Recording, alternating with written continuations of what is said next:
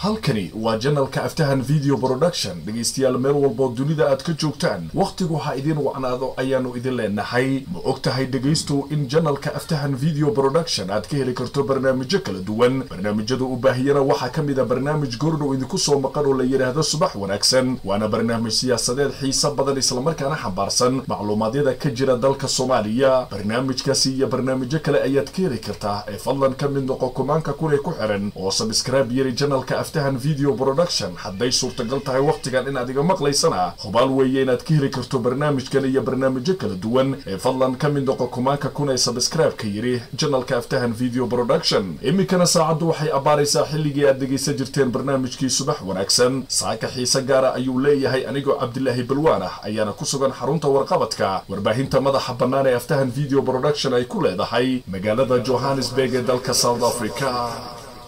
صباح وناقصن انت سريرك حنون وصرن الله كسر صباح وناقصن nabad weeye nabad dunida meel walba oo aad ka joogtaan kuna soo dhawaada barnaamijkii subax wanaagsan صباح وناقصن انت سريرك حنون وصرن الله كسر صباح وناقصن waxaa soo iftiintay qoraxdii arooriyad oo shaaca ka qaaday maalin cusub oo hor leh waxa wada dhaqaaqay dhammaan noolihii oo idil oo u kala dareeray kasab iyo tacliin waa la wada tilaabsaday isagoo qof walba uu maanka ku hayo waqtigu waa sida seefta ah ee inta uusan ku goyn adigu go صباح wanaagsan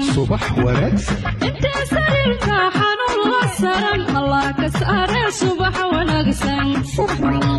mar kale kula wanaagsan dunida meel walba oo inaga maqlaysaan waa aroornimo khamiis 22 bisha labaad sanadka 2018 qodobada barnaamijkeenan arooriyada subax wanaagsan oo kamid ah barnaamijyada ka baxay janalka aftahan video production aad ku maqli doontaan waxa kamid ah ra'iisul wasaare Xasan Cali Khayre oo garab weydiistay xildhibaanada beesha Habargidir iyo jawaabta ay siiyeen xukuumadda Xasan Cali Khayre oo mucaarad ku kasbatay kadib markii ay la timid isla xisaabtan dalkana gelisay canshuur iyo kala dambeyn dadka ka been abuura dawladda federaalka Soomaaliya ee ku sugan magaalada Muqdisho ay soo food saartay culays kaga imaanaya dhinaca laamaha amaanka qodobada iyo qodobo kale xiiso badan ayaad ku maqli doontaan barnaamijkeenan arooriyada subax wanaagsan magacaygu waa Cabdilaahi Balwaan waana mar kale iyo barnaamijkii subax wanaagsan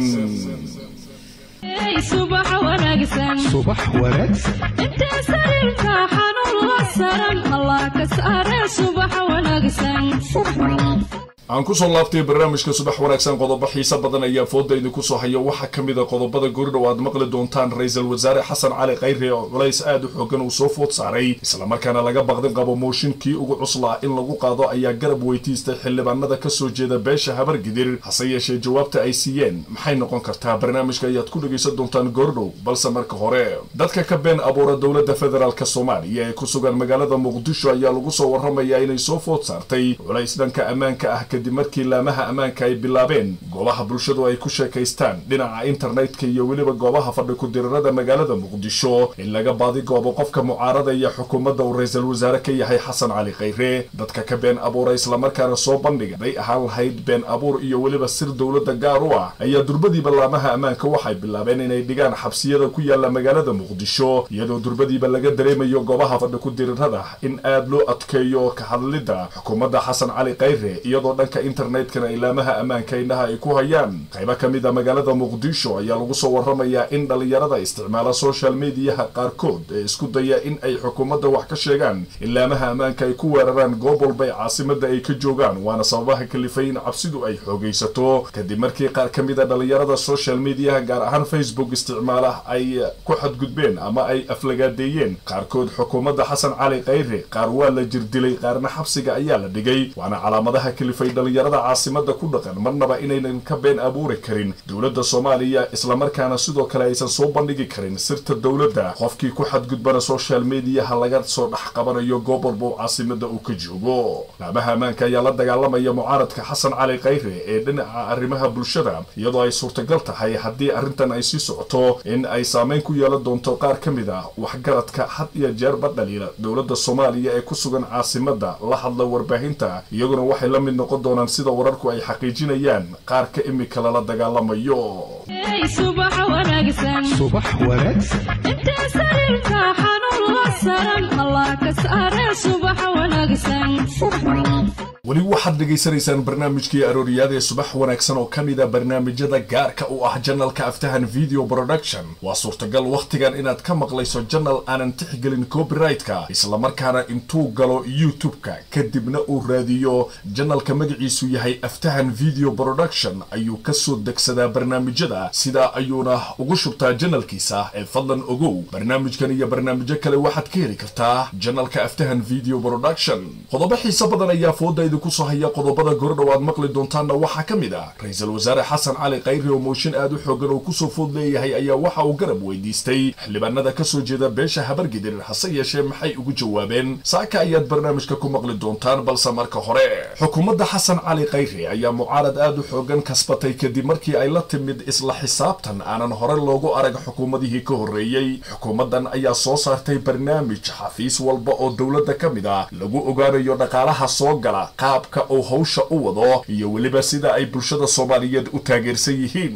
waxa meesha ka baxay waqtiyadii waagii hore dawladihii ka horeeyay xukuumaddan ay sameyn jireen oo ahayd in qofka xilligii uu doono uu xafiiska furo waqtiga uu doonana uu ka dhaqaaqo wasaarad walbana maalinna ay iska nasan jirtay maalinna waqtigay doonaana ay furi jireen iyadoo timeka la furayo xafiisyada dawladana ay ahaayeen kuwa aad u liita hase yeeshee isbedel baa yimid markii uu Khayre xukuumadda qabsaday waa isbedelka kalifay mucaaradka xoogan inaad aragto isla markaana waa isbedelka keenay in dad fara badan oo isugu jira siyaasiyiinta waqtigan dawladda ku jira iyo qaarka horay u maamuli jiray dalka inay durbadiiba mucaaradaan Xasan Cali Khayre xukuumaddan uu hogaaminayo Xasan Cali Khayre waxay kaloo la timid arrimo la xiriira dhinaca canshuuraadka horay Soomaaliya gaar ahaan caasimadda dalka waxa ka jiray dawlado gacmaha hoorsada oo yiraahdo wax un inoo dhiiba ma jirin nidaam rasmi ah oo ganacsatada lagu soo rogay xukuumaddan waxay ogaatay dhaqaalaha dalka Soomaaliya in ganacsatada gacantooda ay ku jirto isla markaana siday doonaan ay ka yeelaan waana duruufaha kalifay waqtigan canshuurta lagu soo rogay caasimadda oo loo yeelay magac aanan ahayn magacii hore canshuurta ka jirta gobolka Banaadir waa canshuur dawladnimo isla markaana nidaam xukuumadda Xasan Cali Khayre ay soo saartay ah hase yeeshee ganacsatada iyo shacabka mucaarada ayaad arkaysaan waa shacab aad uga soo horjeeda isla xisaabtanka iyo canshuurta oo dalka ku soo rogay xukuumaddan Xasan Cali Khayre si kastoo noqotaba xafiisyada kala duwan ee xukuumadda Xasan Cali Khayre ayaa waxa ka jira isla xisaabtan dhameystiran mana jirto wasaarad ku xadgudbi karta shacabka Soomaaliyeed laamaha ammaankana waxay u shaqeynayaan qaab aanan hore loogu arag laamihii ka horeeyay ciidanka dawladda gobolka Banaadir markii aad joogto ciidamada dawladda cabsi ayay kugu beeri jireen telefoonada ayaa laga qaadan jiray shacabka sidoo kale waxa la dhici jiray goob walba ciidamada gacanta ku dhigaan dadkuna waa ay necbanaayeen ciidamada dawladda markay arkaan hase yeeshee saraakiisha iyo nidaamka hadda dawladda federaalka Soomaaliya u shaqeynayso qaasatan xukuumadda Xasan Cali Khayre waa ay ka duwan tahay dadkii diidanaa dawladnimada dadkii diidanaa nidaam iyo xukuumad nadiif ah waxay aad u naceen markay arkeen ciidamada nidaamkoodu uu dhameystiran yahay oo bulshada Soomaaliyeed si degan ula dhaqmaya waana uu naxdin iyo murugo weyn oo u soo hoyatay qof kasta oo siyaasi ah isla markaana dhaliilaya xukuumadda Xasan Cali Khayre si kastoo noqotaba xukuumaddan ayaa ah mid aanan hore loogu arag wixii ka dambeeyay 1991 oo meesha laga saaray xukuumaddii militariga ahayd oo hogaaminayay marxuum Maxamed Siyaad Barre wixii ku soo kordha xaaladda xukuumadda Xasan Cali Khayre iyo wanaaga ay ku kasbatay mucaaradka xoogan oo aad warbaahinta ka arkaysaan waxaad kula socon doontaan barnaamijyadeena soo socda ee fadlan ka mid noqo saaxiibada ku xiran channelka Aftahan Video Production si aanu ballanteena uga soo baxno adiga ballanka ma qaadi karno waayo subscribe ma aadan dhihin channelka Aftahan Video Production waxa suurtagal channel kale copyright-ka aan tixgelin inaad iga dhageysanayso haddaan halkan ballanta ku soo mariyo ballantaas waxay noqonaysaa mid aan adigu ka heli doonin waayo channelka aan kala hadlayo ama barnaamijka uu leeyahay ma joogtid ee fadlan hubi channelka aad iga dhageysanayso ma yahay Aftahan Video Production si aan ballan kula wadaago haday tahay jawaabtu ha oo aad Aftahan imika ku dhex jirto waxaan ku ballan qaadayaa Aftahan Video Production inaad ka heli karto barnaamijyo walba oo muujinaya runta ka jirta dalka Soomaaliya subax wanaagsan inta sarirka xanuun la saran Allah ka saare subax wanaagsan رئيس الوزراء حكومة فدرالك الصومالية مدن حسن علي قيري أي لغو soo warramaya inuu garab weydiistay qaar ka mid ah xildhibaanada beesha Habargidir si loo qaboojiyo mooshin laga cabsi qabo in xukuumaddiisa uu galaafto mooshinkaasi oo aad u xoogeysanayay bilihii ugu dambeeyay ayuu ra'iisul wasaaruhu codsi iyo tixgelin weydiisashada u bandhigay qaar ka mid ah xildhibaanada beesha Habargidir iyadoo ay ugu horeeyeen xildhibaanadii ra'iisul wasaaraha la kulmay Mahad Salaad iyo Odawa inkastoo ra'iisul wasaaruhu uunan ka helin jawaab uu ku qanco xukuumadda ayaa waqtigan waxay galaysaa cadaadis aad u xoogan oo dhanka baarlamaanka kaga imaanayaan oo waana daruufaha kalifay رئيس الوزراء حسن علي قيري وعدس نوعانا وبندقتو قار كميدا xildhibaanada beesha Habargidir xildhibaanada beesha Habargidir ayaa ra'iisul wasaaraha u sheegay marnaba inuusan ka tilaabsan karin nidaamka sharciga xildhibaanada taasoo ah in mas'uul walba la xisaabtamo hadii la xisaabtanka uu la yimaado arrin qanci karta baarlamaanka federaalka Soomaaliya waxay u sheegeen xildhibaanada beesha Habargidir in ay diyaar u yihiin inay xukuumadda la shaqeeyaan isla markaana xukuumaddu ay ka badbaadi doonto xayndaabka loogu talagalay isla markaana qaar kamida xildhibaanada waqtigan ay u muujinayaan nidaamka la xiriira in la xisaabtamo iyo waliba in hadii xisaabtankaasi ay ku fashilanto xukuumadda Xasan Cali Qayre mooshin xilka looga tuuro